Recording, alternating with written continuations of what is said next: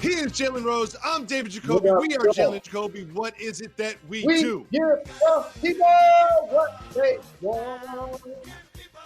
Jalen, I cannot believe how we are starting the show today. It is the Don't Get Fired topic of the day.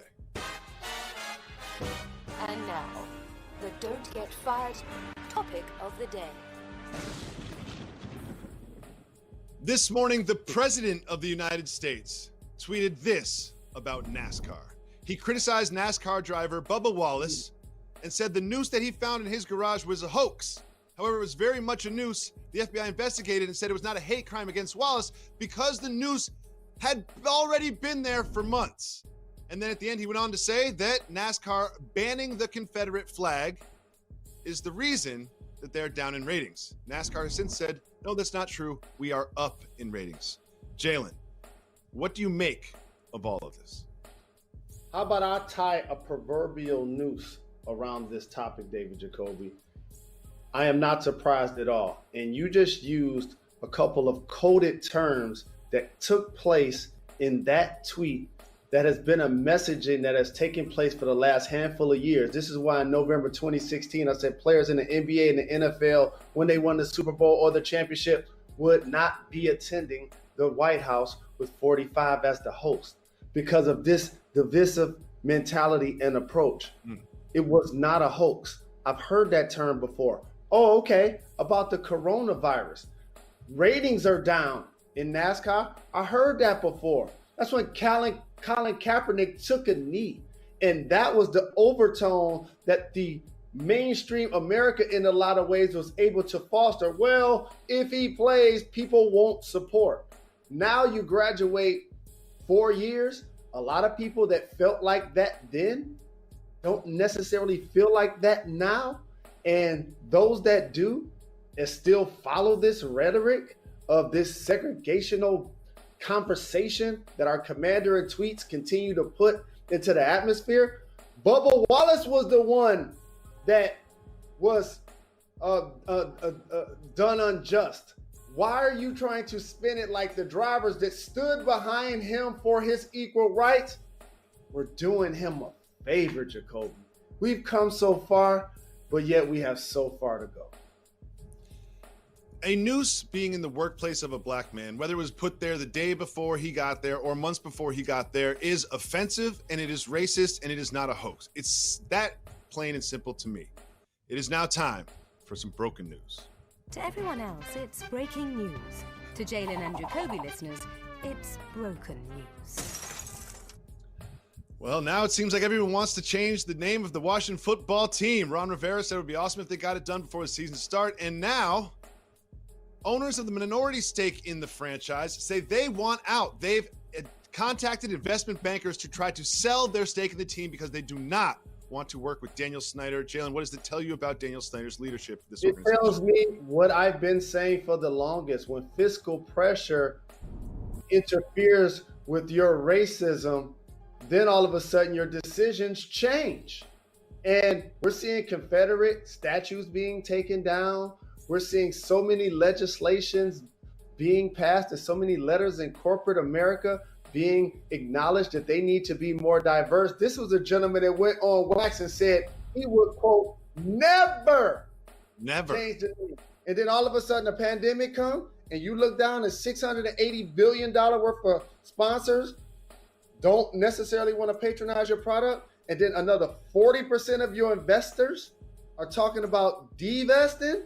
Oh, that's a real issue. Like we've said almost a decade, the name will change for the Washington NFL team.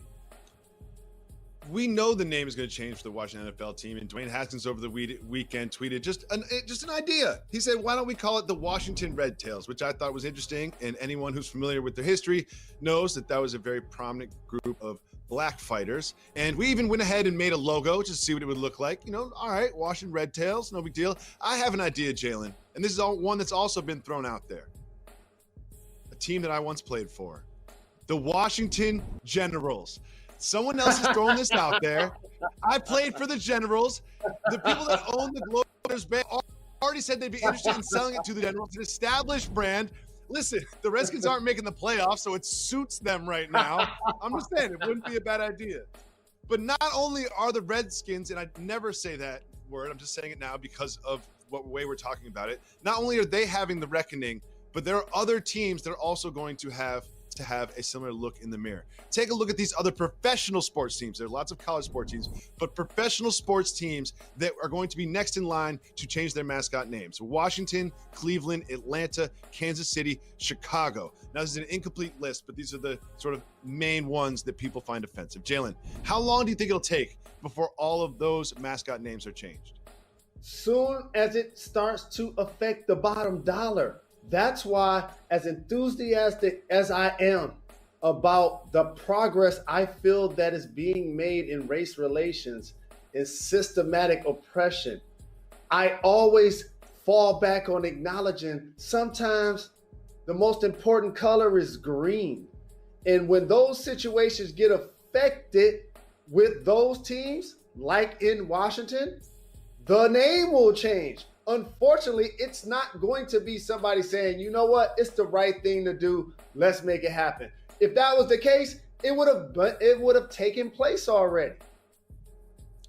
Jalen, it's time to talk about some NBA basketball. The Milwaukee Bucks and the Sacramento Kings are the latest teams to close their practice facilities due to positive tests of the coronavirus.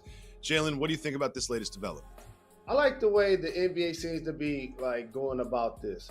Remember when Rudy Gobert was irresponsible and touching microphones at press conferences, and he and Donovan Mitchell were diagnosed, and before you know it, the NBA shut down and sports shut down and society shut down in a lot of ways. And so to have 23 teams, 15 players per team, and a coaching staff and 300 plus players get tested and only 5% fail, that's great. And now when you open facilities to acknowledge early with the Bucks and the Nuggets that you should shut down the facility because you've had tests, allows them a couple of weeks to quarantine those players and or families and still get to Orlando. I like the pace that the NBA is on. Me too, and I thought we were going to disagree about this, and it was the Bucks and the Kings that just recently shut down, and a lot of people are saying, oh, wow, they're having to close practice facilities. The bubble's in trouble. This probably isn't going to work. You know what? This is actually an indication of how well that the testing is working. They haven't had that many people test positive in terms of the percentages, and they're testing over and over and over again. I really think the NBA is going to be successful with this bubble because of moments like this. If they see a positive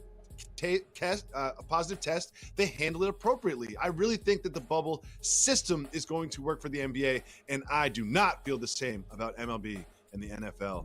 And it is now time for some very important news that matters we can all relate to.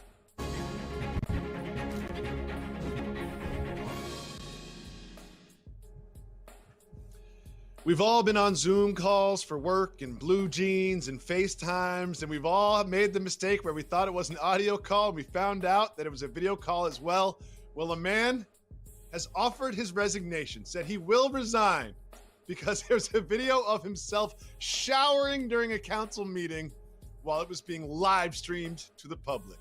Jalen, if you were this man's manager, would you accept the resignation?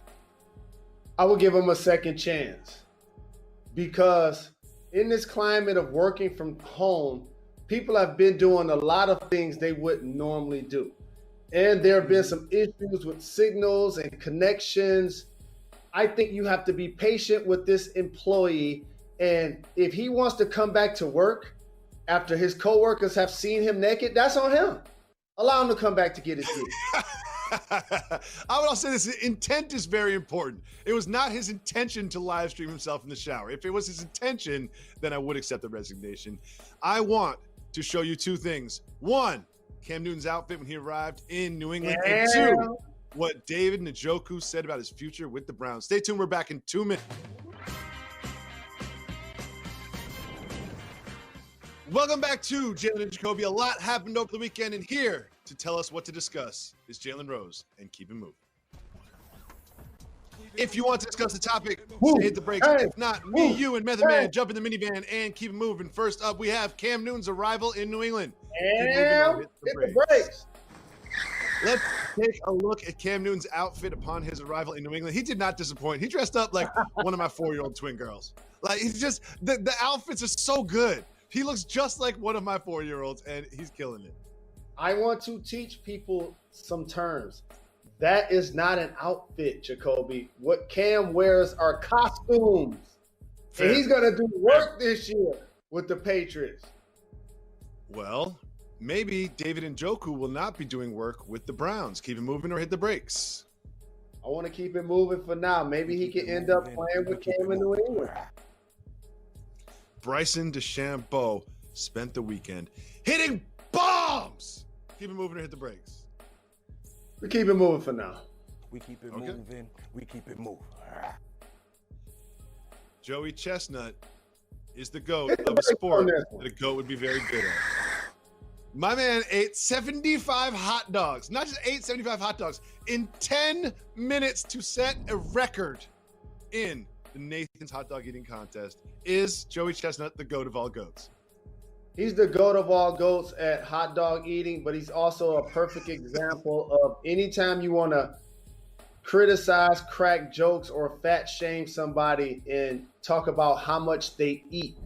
He's a reflection that just because you're huge in size and or the opposite, it does not necessarily mean that you're not eating Brotus, because that's what that looks like to me. Serge Ibaka likes the Raptors' chances. Keep moving or hit the brakes. Hit the defending champ. Keep it moving for now. We keep it moving. We keep it moving. One of our favorite players and personalities in the league will not be playing in Orlando. Keep it moving or hit the brakes. I say hit the brakes on this one. Victor Oladipo said he's going to sit out the restart of the NBA season. However, I believe he is going to travel and support his teammates. Obviously, he's coming back from an injury. What do you think about this decision? Vic, nephew, I need a favor, dog. I need a favor. This is a perfect time for you to drop an album. We need a soul album to embody the times right now, dealing with this social unrest. We need an album. And when you're ready to drop it and premiere it, do it right here on J&J.